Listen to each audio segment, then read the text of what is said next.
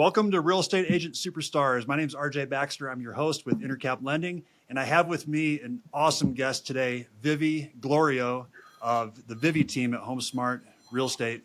And she's going to tell us a little bit more about her story and what's made her so successful. So welcome to the show, Vivi. I appreciate you taking the time. Great. Thanks for having me on.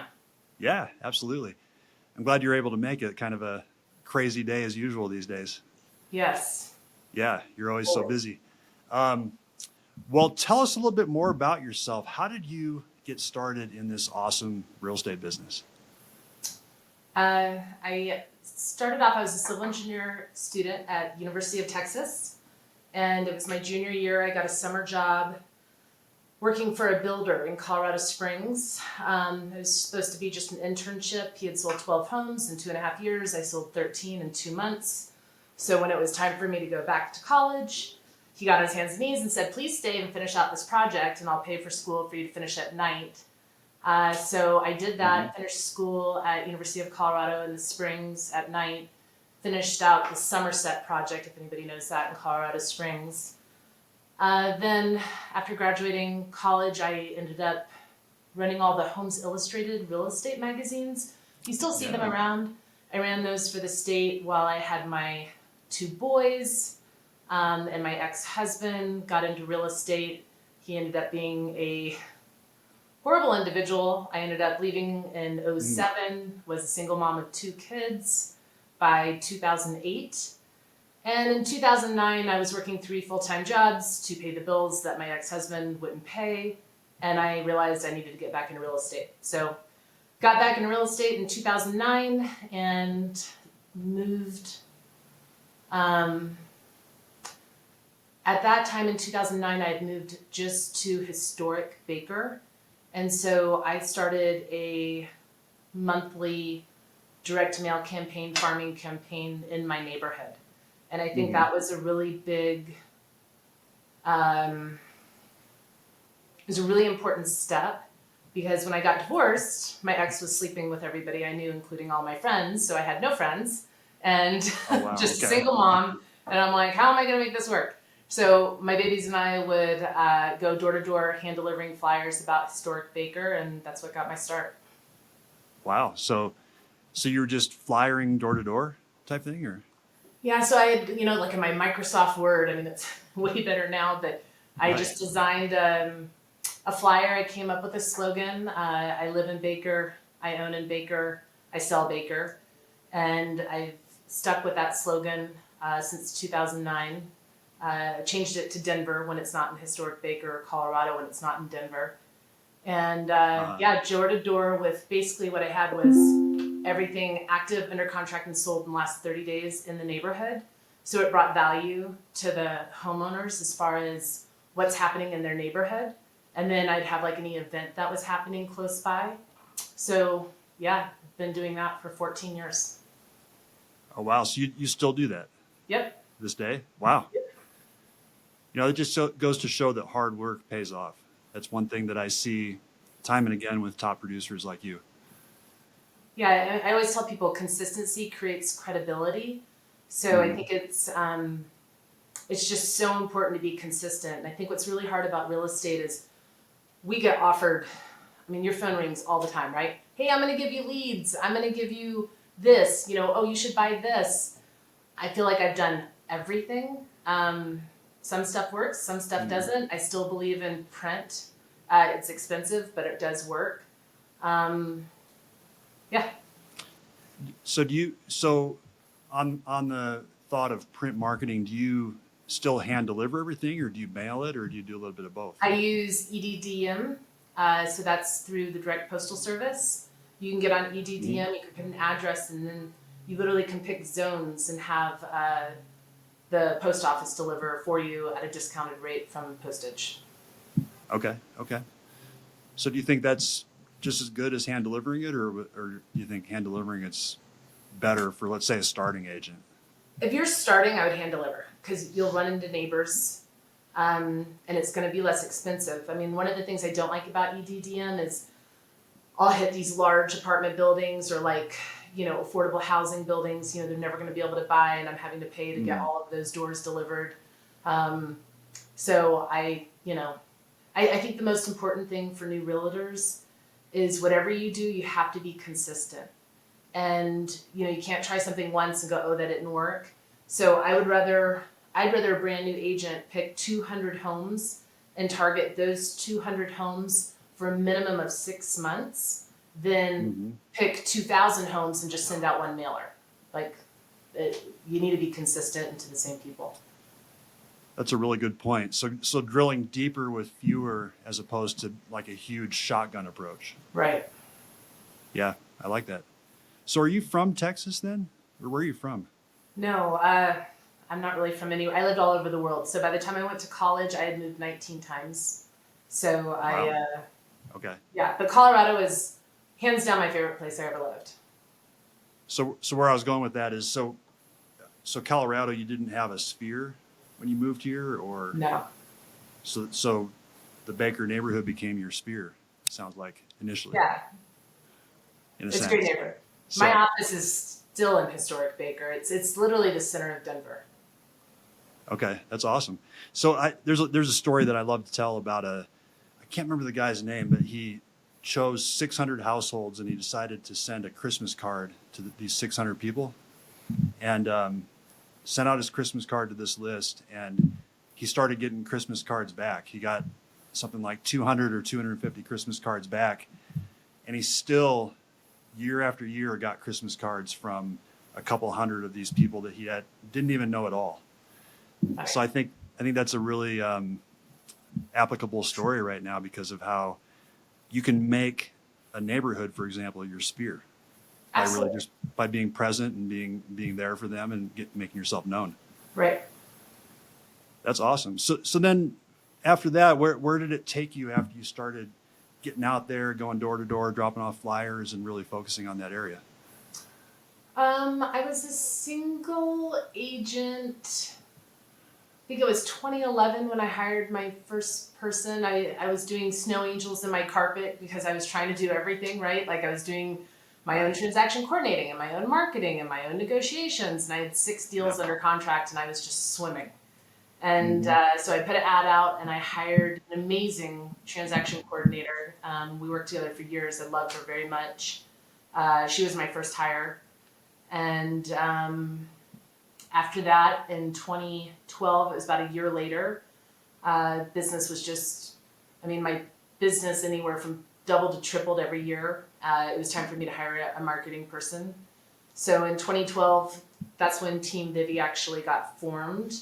I had a marketing director. He was fabulous. He came in one morning and was like, I was staring at my underwear and I have a vision for you and it's dark gray and hot pink. And I was like, I don't even like pink. And he was like, it's going to be great. And so he's the one that actually got me to brand the dark gray with the hot pink, and it took off. That's interesting. I've always been impressed by your marketing as far as your branding goes. Thank you. I think that's been really good. Thanks. How much of that was your creation, and then how much was just people you hired to come up with the ideas? I would say the marketing piece was 100% my creation.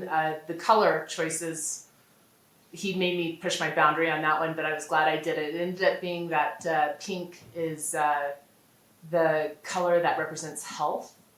And so actually at Sherwin-Williams, I have my own color Pantone of pink. It's called What do you Team mean by Vivi. that? You can go to Sherwin-Williams and get Team Vivi pink. No way. Yeah. That's cool. I'm going to have to check that out. I don't know if I want to actually paint anything pink, but It's a good color. yeah, that's awesome. So do you have the same marketing person with you still to this day? He ended up having a drinking problem, so that didn't work out so well. I will tell you, as far as marketing goes, really, anybody in a marketing position should not be there longer than 2 years. Marketing is a position where you need to switch out every 2 years. Marketing changes so much. What's happening with AI and software and everything else, I'm always excited to interview and hire somebody right out of college. They have fresh ideas. But yeah, if your marketing person's been hanging out with you for 4 or 5 years, it's time to separate ways. You're just doing stale, old. You need to move on. Interesting. Can you spot a person though that's training themselves and learning new techniques and that kind of thing, or is it just generally across the board you need to kind of start fresh every couple of years? I think you need to start fresh every couple of years. Okay, that's brutal. It's marketing. I mean, anybody who's Yeah. in marketing and actually understands marketing, they should be the very first person to tell you that they're only going to be with you for a couple of years, because it's the only way you grow, and it's the only way you're ever going to become a really good marketer is to be in different industries, trying different things, different teams, different people. It's really important. Okay, so you're doing something good for them, really, in a way, by helping them to get to a different. Oh, absolutely. Yeah, because they spend 2 years with me, they're going to end up getting a higher paying job, a better job, and they'll grow every time they get a new job. Yeah, that's a great point. So then your business started growing pretty fast after that, from my understanding. Where did it go from there after you branded Team Vivi and things started taking off for you? I got a really good business partner that lasted for, I think we were together 7 years. She fell in love and got married and moved to Montana, which I was excited about. So she hasn't been with me for a couple of years, but we kind of joined forces, and it helped because being a loan agent, I mean, it's impossible to go on vacation.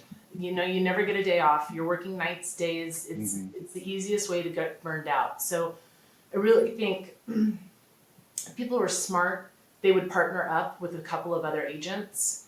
And that way you can have some balance in your life. So she was awesome, and that really helped. I was able to go on vacation and breathe. And so, yeah, I did that. I ended up getting a builder. I blew up a builder in town. And that just kind of started it. I did a good job with my database, keeping in front of people consistently, advertising to people. They say you should touch your clients 53 times a year, whether that's print, social media, events. So I definitely do that. Tell me more about that. What are your 53 touch points? I have a whole social media calendar. I do a letter of the heart every other month. So that's just a real raw what's going on in my life. Just letter, personal. Then I do a letter of success on the opposite month, showing closings, testimonials, how I'm helping people. And then I throw really great parties. And I back in 2009, I actually started a thing. It's called Monday Night Dinner. And so every Monday, I have anywhere from 10 to 50 people at my house. I love to cook, so I cook every Monday, and yeah, it's been going on for 14 years. And wow, yeah, that's pretty neat. Yeah. Do you just invite your whole database to the Monday night dinner, or do you? Yeah, I invite my clients and my friends, and so I tell them about it. They have to text me by Sunday so I have enough food, and there's some people that come once a year. There's some people that come once a quarter, once a month. I have, people that come a couple times a month. It just varies, kind of goes on with what's going on with people's lives. I've had people meet each other and get married at Monday night dinner. I've had best friends form over Monday night dinner. It's a great way to keep the community together, keep people connected. That is super cool. Yeah, it's good. It's fun. Yeah. That's awesome. And you do other events besides that? I throw large parties. I'm definitely, I like to host. So I seem to always have a huge Halloween party. We have a few hundred people go to that. I've always been in the Pride Parade, but this year I guess they made the Pride Parade smaller. I don't know why, but I wasn't able to get a float. So I don't know if I'll do Pride this year. I'm going to have to come up with like a summer garden party type thing. But so do you do like the Halloween party and these other parties? Do you do them at your house also, or? I do. Okay. Wow. You must have a great entertainment space. Yeah. I mean, yeah, I think people are too hard on themselves, and I think people are so excited just to be invited anywhere. And I think, if you're an agent and you're not inviting people into your home, that's a mistake. You should invite people to your home. Interesting. Have you ever had any problems happen, like any crazy incidents, or are people pretty respectful and get along and Yeah, I mean, don't get drunk or anything? oh gosh, people always get drunk at my house. Yeah, that's consistent. And yeah, you'll Yeah. always get somebody who's, you know, just not good or out of line or whatever, and you just ask them to leave, and that's that. That's life, though. You can't worry about stuff like that. Right. Awesome. So fast forward to today. What does Team Vivi look like today? What does Team Vivi look like? I have a big hot pink building in the middle of Denver. It's on Broadway and Ellsworth. I have 2 other agents. Philip Talley and I are really more partners now. We kind of take all of our clients on together. He's wonderful. He's from Texas. I completely trust him. And we share all the business, and that way I can be at 2 places at once. And I have 1 other agent who just joined. And then I have a full-time transaction coordinator, a full-time inside sales associate. I have 2 full-time stagers they both kind of take their own pieces, parts. Like one helps me with listing coordination, and the other one helps all of my gifts or homemade, like we make personalized aprons and cups and things like that for our clients. But the staging's really huge. So every home gets professionally staged. I can stage up to 15 homes at a time with my own inventory. Wow. And then I've got 2 different marketing people. I've got 1 marketing person who's focusing on social media, and another marketing person that's focusing on content and print. Wow. So you are definitely getting after it. Yeah, it's fun.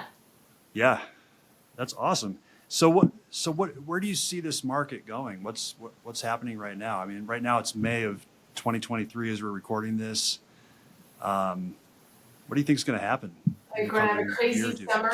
I think Consumer Price Index will come out on the 10th of this month. That is going to be very low compared to last year. I think rates will start to tumble by end of this month. I think by first week of June we'll be at 6%, maybe even better. I wouldn't be surprised if we're at 5.5% by end of the year. I think that's going to be kind of the magic number that's really going to kind of get people to come out of the woodwork. Because as every time the interest rates fall, we're going to see more and more buyer activity. And I think we're still going to have anywhere from 10 to 20% appreciation over the next couple of years. I think next year, recessions aren't bad for real estate. Recessions aren't great for people that have jobs that are kind of in between. But recessions are actually good for real estate because our interest rates will go down. So 2024 will be a recession. 2025 will start to get out of it. 2026 should be an excellent economic year. The concern you need to be worried about is I see our taxes, they're going to start increasing greatly. We're at the lowest tax rate we have been at in 85 years. So Trump's tax credits will end in 2025. I think you're going to see a spike. And everybody's already feeling it. Everybody's getting the Department of Finance. I don't know if you can see that, but everybody's getting these. If you own a house, you've seen this, and you're pissed, right? I mean, I don't even know which one this is. I got a bunch of rentals. But let's see, my prior year value for this property was $278,500. Oh, this one didn't go up that much. It's only $50,000. Most of my rentals are, the county records have really increased. It's going to increase everybody's taxes. The way Colorado's voted, we keep increasing our property taxes, which I don't think is smart. So I think we're going to see all of that. Yeah, I'm already hearing people getting those assessments. It's not pretty. It's not, and it's. I don't think there's going to be a wave of foreclosures, but I think it's definitely going to hurt the economy, like the retail economy, and going out. When you sit there and your monthly payment was blank, and now you're going to be paying an extra $250 a month because your taxes have gone up that much. I mean, that's $250 of discretionary money that you do not have. So people are going to be either trying to pick up more side gigs, or they're going to have to cut back on their spending. I agree. They're just automatically pushing people's bills up higher. Yep. And then landlords are going to increase rents, to offset it. They already have to. I mean, we've already screwed over our investors. We're in Denver. They have to all get a permit from the city, and they have to pay $200, and they come in and look at it and tell them what they have to fix. I mean, the government overreach is so excessive, and we will hit a brick wall. Like, people are going to get sick of it. I'm sick of it. I had 20 rentals. I've already gotten rid of 4 doors this year. I'm over it. The government overreach is a problem. Yeah. Now I heard a rumor that they're going to try to put rent controls in. Have you heard this? I have heard that. You want to really crash a market? Do that. Because what people don't get about rent control is, as an owner, if I can sit there and sell my place for $500,000 opposed to getting $3,000 in rent, it's actually smarter for me to do that anyway. Because I can take $500,000 and put that in a muni bond. I can make tax-free 8% on that, and then not have any risk of a meth head or the government telling me what I have to do to my house. And so what's going to end up happening is all those big cranes that you see in all those apartment buildings you see, the crony capitalists that everybody seems to hate, they're going to win, and the government's going to make them win.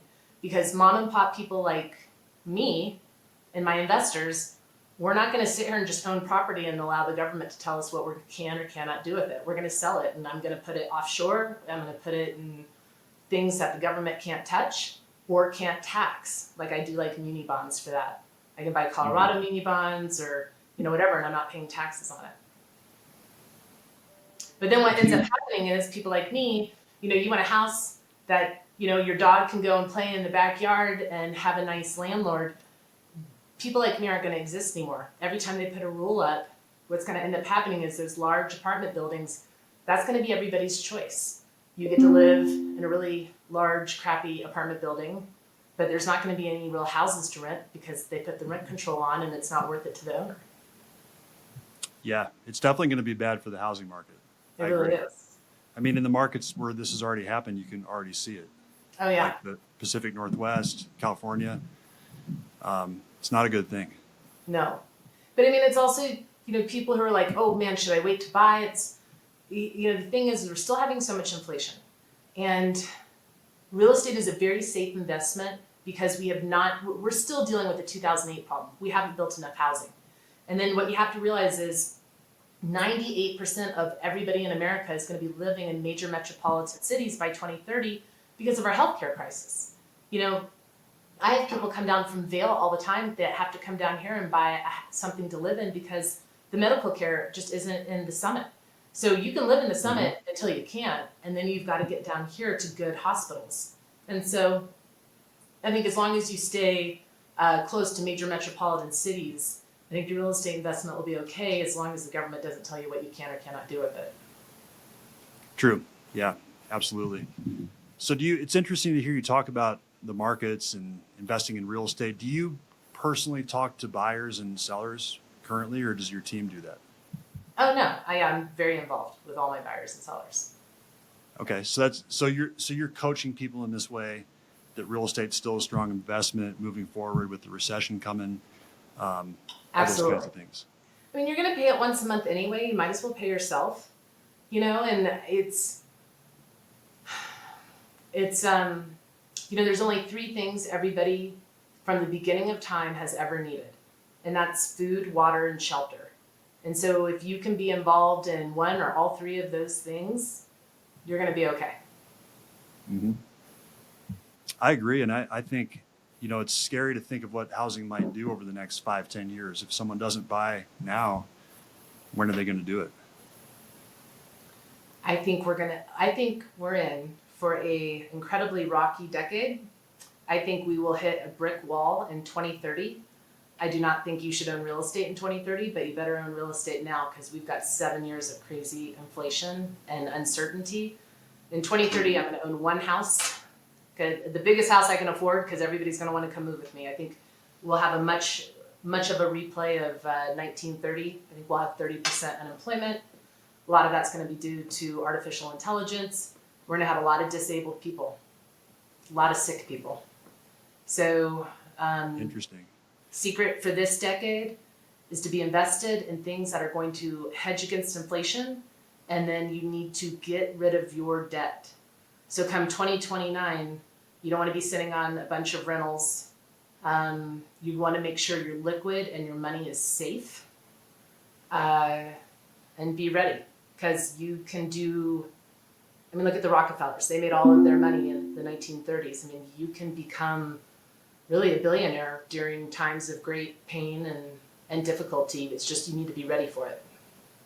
Why do you think that real estate is going to potentially crash around 2030? I think there's a couple sides to it. I'm not going to get into the vaccine stuff, but COVID was not a natural thing. And so whether you got vaccinated or whether you actually got COVID, that is creating health issues across America. Heart attacks are up 25%. Nobody's talking about it. I have more than enough clients that have all of a sudden random health issues, and they were completely healthy. Our life expectancy in the last 2 years since COVID has actually gone down by 2 years in America. And I think that's going to continue to get worse. I think we're going to get more and more sick people. And I think AI is going to take out a lot of jobs. So artificial intelligence is going to come in, and it's going to replace more of a lot of, blue collar and even some white collar jobs. So we're going to have more sick people, and then we're going to have artificial intelligence, and then we're going to have the government looking at it going, wow, what are we going to do? How are we going to take care of all these sick people? And how are we still going to provide for all these people? And you're going to see taxes rise greatly, and you're going to see a 10-year recession. Sorry. Well, on that note, no, Yeah. Well, how do you see it coming out the other side then, 2040? Like, if it's a 10-year recession, It's how going do to we? be great. So it'll be phase one. It'll be a lot like the 1940. I mean, we're literally on 100-year cycles. Really good book to read is Prosperity in the Age of Decline by Alan Boulier. He's a fantastic economist, and he really breaks down, even though the book was written in 2016, just where we're going and why. But then, I mean, what we're also seeing, I mean, it's not only artificial intelligence, and it's not only, this disease that was lab created. It's also, it also has to do with our environment. So, I mean, we'll have great floods on the East Coast. Just last weekend, we had a dust bowl in Illinois. It killed 6 people. The weather patterns are changing, and if we don't get farmers to start doing regenerative farming, it's going to just get worse. Yeah, because they're depleting the soil. Yep. Yeah, that's sad. It really, people read Grapes of Wrath, everybody. Like, you need to realize what's happening. I mean, it's Right. and I'm not all about doom and gloom. It's just more about how can you be prepared for what is going to happen in the future. My claim to fame is actually in 2007. I called everybody I knew in January of 2007 and told them we were going into a recession. Wow. It was prior to me leaving my ex. I saw the writing on the wall. I told everybody I knew. No one I knew went into foreclosure or short sale. You can see it. And we're not there yet. Everybody's always calling me, is it now? I'm like, no, it's not now. Like, it's not going to be great, but it's not now. So I just think assets are definitely a way to hedge against inflation right now during this decade. Is that why you think the recession now is potentially going to be different than 2007? Totally. It'll be incredibly light. And it will not affect housing. I mean, a lot of people don't realize, like, last 5 recessions in America, real estate only went down once. That was during the 2008, 2009. I mean, recessions are not bad for real estate at all. And so it's just, people just remember, oh gosh, 2008, 2009, it was so terrible. It was terrible, but that's not where we're at right now. Well, when you look at record low inventory levels and we're already getting multiple offers, you're probably seeing it in the Denver Yep. area, and rates aren't even down yet. Yep. I mean, I agree. I mean, people are starting to get normalized to 6.5%, 7% interest rates. When it goes down to 5.5%, It's going to be crazy. Yeah, it'll be crazy. So, and I think you're absolutely right. There could be something here in the next 30 days, even by the time this episode actually publishes. Yeah, if it's June and we are anywhere north of 6.25, you can call and make fun of me. Okay. But here's the thing is I don't think I'm going to be calling you to make fun of you. I don't think, I agree with you. I'm pretty, I definitely keep my finger on the pulse of the market. Yeah. I put out a video a few weeks ago about why I think rates are going to go down here in the near future. And you should have seen the comments as far as people making fun of me on YouTube or I don't know about making fun of me, but just questioning. Yeah. Yeah. Just like, oh, the Fed says they're going to keep raising rates. Yeah. It doesn't really matter what the Fed says. That's what people have to realize. Bad news is good news. So when CPI comes out and it's super low on the 10th, that's going to be great for rates, right? So, I mean, and you know, it's mortgage-backed securities, everything else is. Yeah, yeah. And as you know, inflation being a 12-month look back, when these smaller numbers we're seeing now replace the higher numbers from 12 months ago, even if inflation actually doesn't go down in the next 6 months, inflation is going to go down as far as the headline number that they publish. Correct.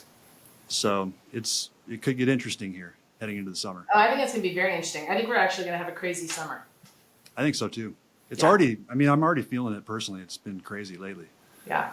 So, well, where do you see Team Vivi in a couple of years? Where do you want to take this thing?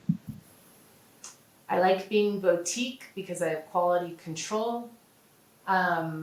I want to just keep a really small team and where we just do really high level numbers and have a really high level service and just continue to be the light in the middle of Denver and try to help as many people as we can. I love it. I love it. Yeah. You have such a great aura about you, like a great energy, I guess you could say. Oh, thank you. So it's easy to see why you're so successful. Oh, thanks. I appreciate it, RJ. Well, thanks for being on. It's just been awesome to learn more about what you do and get some of your insights. So I really appreciate your time, Vivi. Absolutely, RJ. Thanks for letting me on, and hopefully I can help a few agents out there, and we'll go from there. Absolutely. All right. Well, thanks everyone for listening. And if you enjoyed the show, please consider sharing it with a friend of yours in the business. That's how we get the word out. And also consider leaving a 5-star review. Once again, my name is RJ Baxter, Intercap Lending, and thanks for watching and listening.